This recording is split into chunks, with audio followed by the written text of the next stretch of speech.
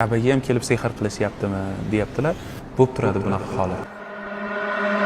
Lekin bilaylikki, ana o sehrga borgan odam ham, sehrgar ham Allohga kofir bo'ldilar. Bir odam sehrga ruxsat berilmaydi, u odam kofir bo'lmagungacha. Jinlar unga xizmat qilmaydi toki u juda ham katta bir gunohlarni qiladi.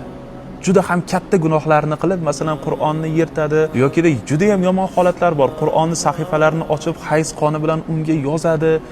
Alloh saqlasin bu narsalarni. Juda yomon narsalarni qiladi. Xullas kalom bir qancha shartlar beradi jinlar. Ana shu shartlarga rozi bo'lib bajargandan keyin ana endi jinlar unga xizmat qilishni boshlaydi. Jinlar bo'ysunishi uchun u tamomiy Allohga kofir bo'lib, Alloh buyuk qilgan narsalarni hammasini behurmat qilish kerak.